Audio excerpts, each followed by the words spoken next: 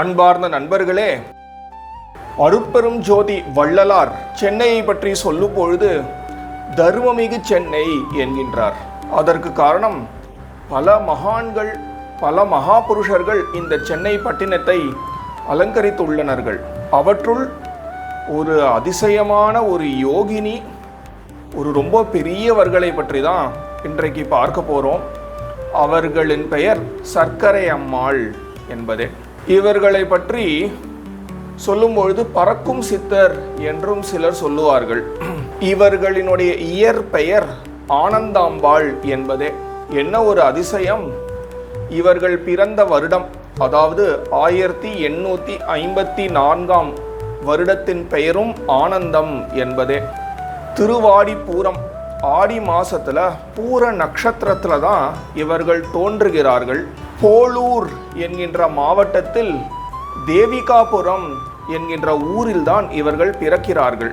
பிறந்ததிலிருந்தே மிக சகஜமாக இறை பக்தி மற்றும் இறையை அடைய சாதனை மிக சாதாரணமாக இவர்களை தொற்றி கொண்டது. சிறு வயதிலேயே இவர்களின் தாயார் இறைவன் அடி சேர, இவர்களின் தந்தை மற்றும் சிறு தாயார் சித்தி தான் இவர்களை வளர்க்கிறார்கள். அந்த காலத்து வழக்கத்தின்படியே பால்ய விவாகம், சிறு வயதிலேயே விவாகம் நடக்கிறது. தன்னுடைய 20வது வயதுல கணவரும் கூட இறைவன் அடி சேருகிறார்கள். இதையொட்டி இவர்கள் சென்னை வருகிறார்கள். சென்னையில கோமலீஸ்வரன் பேட்டை அப்படின்னா இப்ப யாருக்கு தெரியும் சொல்லுங்க? புதுப்பேட்டைன்னு சொல்றோமே, புதுப்பேட்டையில தான் வசிக்கிறார்கள். அங்க இருக்கக்கூடிய கோமலீஸ்வரன் கோவில் ஒரு நாள் விடாம போவார்கள். ஒரு நாளைக்கே 3 முறை செல்லுவார்கள். ஒரு முறையும் 12 வாட்டி அந்த கோவிலை வலம் வருவார்களாம். அவர்கள் வசிக்கும் வீட்டின் மொட்டை மாடியில ஒரு ஓரத்துல அமர்ந்து 10 வருட காலம் குளியல், உணவு, தூக்கமின்றி ஒரு மோனத்தவம் புரிகிறார்கள். அந்த 10 வருட காலத்தின் முடிவில் ஒரு அதிசயமான ஒரு ஒளியை அவர்கள் தரிசனம் செய்கிறார்கள். அதன் பின் ஞான நிலையை அடைகிறார்கள். எப்பொழுதும் சிரிப்பார், சிரித்து கொண்டே இருப்பார், சிரிப்பொலி கேட்டுக்கொண்டே இருக்கும். ஆனால் இதெல்லாம் உலகத்துக்கு எங்கேயாவது புரியுமோ? எல்லாரும் இவர்களுக்கு ஏதோ ஒரு சித்த பிரம்ம தான் பிடிச்சிருக்கு அப்படின்னு நினைக்கிறார்கள். ஏன் அவ்வளவு தூரம்? இவர்களுக்கு ஒரு வளர்ப்பு மகன் உண்டு. அந்த வளர்ப்பு மகன் இறைவன் அடி சேரும் பொழுதும் கூட இவர்கள் சிரித்தபடியே தான் இருக்கிறார்கள். சுகமோ துக்கமோ எதுவுமே அவர்களை பாதிக்கவே இல்லை. இந்த சர்க்கரை அம்மாள் பல மகான்களை தரிசித்துள்ளார்கள். சேஷாத்ரி சுவாமிகள், ரமண மகரிஷி, விவேகானந்தர், பாம்பன் சுவாமிகள், போலூர் விதோபா சுவாமிகள், நட்சத்திர குணாம்பாள் என்கின்ற பலரினுடைய சம்பந்தம் இவர்களுக்கு உண்டு. ஒரு சமயம் காஞ்சி பெரிய பெரியவா கூட இந்த இடத்திற்கு வந்து ஒரு 5 நாட்கள் தபஸ் செய்து உள்ளார்களாம். இவர்களினுடைய நிலையை புரிந்து கொள்ளவும் ஒரு சீடன் வருகிறார். அவர்களுக்கு நஞ்சுண்டராவ் என்று பெயர். இப்பொழுது நம்ம ஒரு இடத்தை பார்த்து கொண்டிருக்கிறோமே, அதுவும் கூட அவர் அமைத்ததுதான். அவர்கள் விவேகானந்தரினுடைய சீடர் என்றும் சொல்லப்படுகிறது.